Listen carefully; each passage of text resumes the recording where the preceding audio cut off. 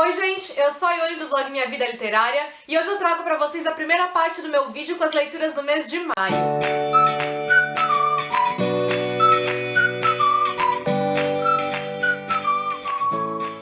O primeiro livro que eu li em maio foi Não Queira Saber, da Lisa Jackson, que é um thriller psicológico. Ele traz a história da Ava, que sonha com o filho dela que supostamente já morreu há 2 anos, e eu digo supostamente porque na verdade o corpo da criança nunca foi encontrado. Ele desapareceu e ninguém sabe se ele de fato morreu, que é o mais provável, ou se alguma outra coisa aconteceu com ele, e é nisso que a Ava acredita. A questão é que depois desse desaparecimento dele, a Ava ficou muito debilitada, muito frágil, psicologicamente falando, emocionalmente falando, então ela acabou sendo internada num hospital psiquiátrico, ficou por muito tempo tomando remédios fortíssimos, e agora então que ela voltou pra casa e que ela decidiu que ela ia parar de tomar remédios, porque ela achava que esses remédios na verdade estavam fazendo mais mal pra ela do que bem, ela continua tendo essa sensação de que o filho dela na realidade não morreu e que tem alguma outra coisa acontecendo. Mas ninguém acredita nela e todo mundo acha que na verdade ela só tá alucinando. Como eu falei, é um thriller psicológico.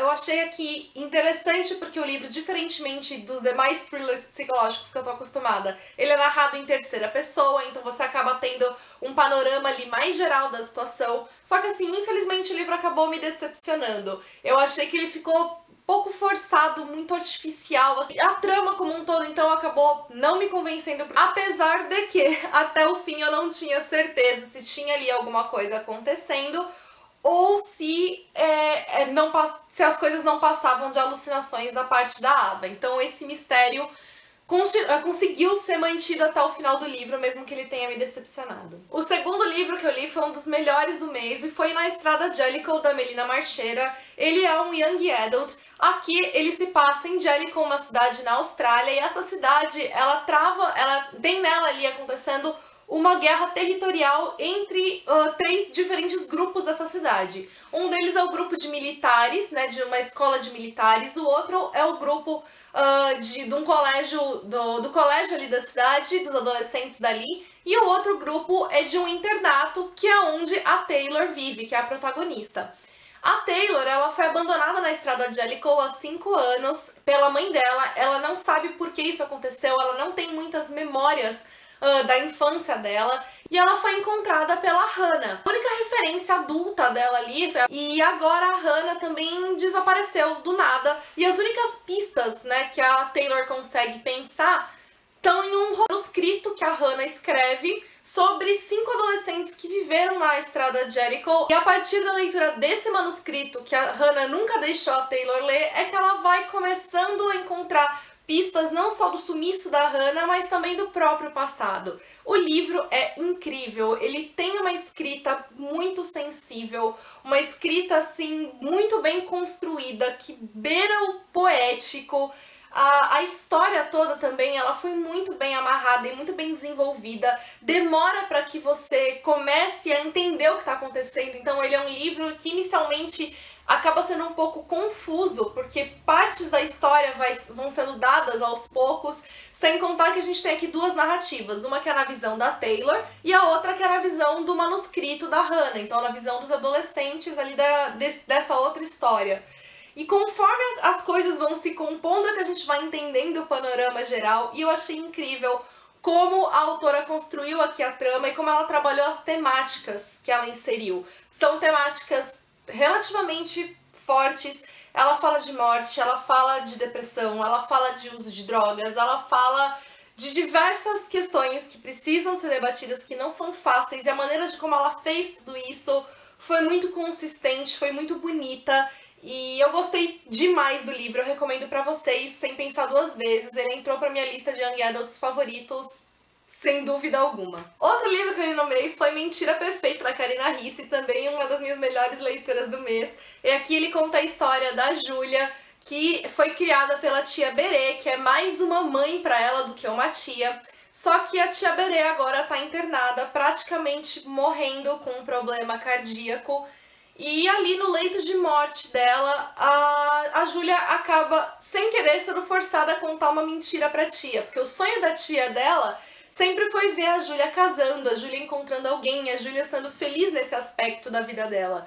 E aí, quando a tia dela tá morrendo, a Júlia se vê forçada a contar que ela encontrou uma pessoa. E a partir do momento em que ela diz isso pra tia e que ela tá praticamente noiva dessa pessoa, a tia dela milagrosamente melhora. E aí ela não sabe o que ela vai fazer a partir disso. Eu achei a leitura muito divertida, é muito envolvente, é bem típica da Karina, aquele livro que você começa a ler e você não consegue parar, aquele livro que você vai se apaixonando junto das personagens, que ela te envolve, ela causa diversas emoções assim em você. É um livro muito divertido, então eu me peguei dando risada alta com ele em vários momentos da leitura. Tiveram alguns pontos que você acaba questionando um pouco ali na história, tanto do final, que tem um acontecimento assim, uma reviravolta meio que mirabolante, eu questionei alguns pontos dela, mas isso tudo não fez com que o livro perdesse o encanto dele pra mim. Foi uma leitura, assim, maravilhosa e que, mesmo tendo esses pontos que eu falei, assim, que eu acabei questionando um pouco, eu acabei me divertindo e me encantando horrores. É um daqueles livros, assim, deliciosos de ser lido e que, se você procura uma leitura, assim, que faça você afundar nela e sem querer sair, Mentira Perfeita é uma excelente escolha. O outro livro que eu li foi Dexter Está Morto, do Jeff Lindsay. Ele é o último livro da série Dexter, o 8º livro da série. Eu nunca tinha lido nenhum livro dessa série antes, e eu acabei, na verdade, começando pelo último, mas só porque também eu assistia todos os episódios da série de TV, então eu tinha meio que uma base pra poder ler esse daqui. Pelo que eu percebi lendo a história, tem muita diferença entre a TV e a série de livros com relação aos acontecimentos ali mesmo, o destino das personagens e tal, mesmo que a personalidade do Dexter e a história mais geral assim tenha sido mantida. Pra quem não sabe, o Dexter é um serial killer, só que ele foi treinado desde criança pelo pai adotivo dele, o Harry, pra ele fazer isso direcionado dentro de todo um código. Então, ele só faz isso, ele só vai atrás, o Dexter só mata quem é assassino também. Ele é um perito, ele trabalha na perícia da polícia de Miami, estudando sangue, então ele é um geek ali de laboratório e ninguém faz ideia de que ele tem esse outro lado dele. Esse livro, o Dexter tá preso, ele foi injustamente preso porque ele foi condenado por um crime que ele não cometeu e todo mundo se voltou contra ele, inclusive a própria família, e ele vai ter que contar com o apoio de uma pessoa que ele nunca imaginou que ele fosse precisar. Não dá pra eu dar mais detalhes sem dar spoilers pra vocês. Eu gostei da leitura, eu gostei da narrativa, tem um tom nela muito irônico e ao mesmo tempo, de certa forma, melancólico aqui, bastante sarcástico também, e eu gostei desse tom da narrativa. O livro, eu não posso dizer que ele me decepcionou porque eu não tinha lido os outros, mas como final de série eu achei bem decepcionante, o final da série da TV eu achei bem melhor construído. E ainda assim eu fiquei curiosa pra ler os primeiros livros, porque eu acho que, como eu gostei, né, da maneira de como ele escreveu, os primeiros livros que tem os casos mais amarradinhos, digamos assim, e acho que eles iam me agradar mais. Aqui ficou faltando, na verdade, a ação do Dexter, ficou faltando um caso policial, então eu achei que o livro deixou a desejar nesse aspecto. O outro livro que eu li foi Outro Conto Sombrio, dos Grimm. Aqui no livro, o autor ele junta diversas fábulas diferentes, fábulas infantis, contos de diferentes autores, para construir a história dele. Cada capítulo é como se fosse uma releitura de um outro conto infantil, mesmo que às vezes seja só uma ligação muito pequena com o conto original, às vezes o conto é mais criado pelo próprio autor do que uma releitura propriamente dita, mas cada um desses contos se junta para contar a história maior.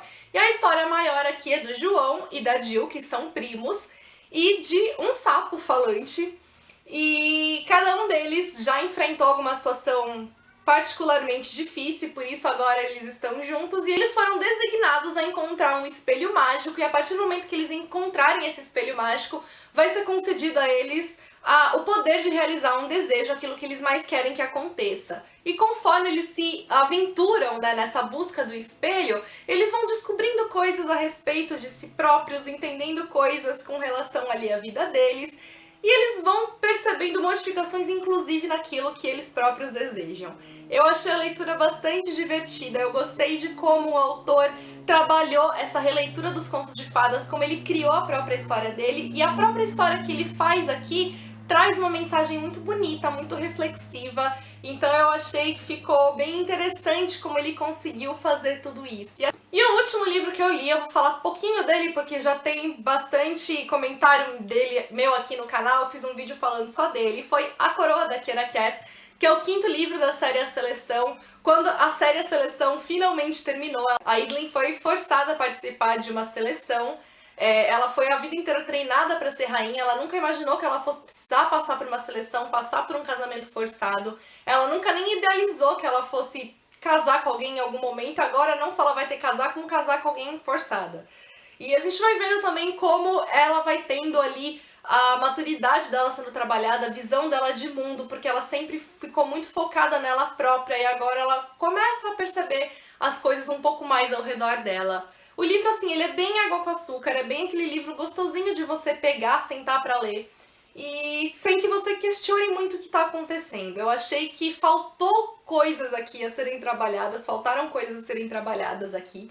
Eu senti que o livro ficou, assim, muito tempo sem acontecer nada relativamente impactante. No final é quando acontece, e acontece tudo muito rápido, então eu acho que dava também pra ter sido trabalhado um pouco mais devagar. E foi aquilo, eu não achei que, assim, que ele teve um grande impacto de final. Eu acho que o terceiro foi muito mais impactante nesse sentido do que aqui. Então eu vejo mesmo esses 2 últimos livros meio que como um bônus ali pra série, não um fechamento realmente pra elas, é mais uma curiosidade de como as coisas ficaram. Eu gostei de como a Kiera Cass finalizou, gostei aqui das escolhas finais, né, de como que a história terminou. Mas eu acho que realmente, assim, ela deixou a desejar nessa cara de final mesmo pra série. E seguindo a sugestão da leitora Babi, eu vou eleger pra vocês o melhor livro aqui desses 6 primeiros que eu mostrei. E na realidade eu não vou mostrar só um, eu vou mostrar 2, porque é muito difícil escolher um só. E os 2 foram muito bons e foram Mentira Perfeita e Na Estrada de Jellicoe. Espero que vocês tenham gostado, contem pra mim quais foram os livros que vocês leram. E se você é novo no canal, aproveite para se inscrever e aproveitar as próximas novidades. Se você gostou do vídeo, também não deixe de deixar o seu curtir. Beijos a todos, até o próximo vídeo.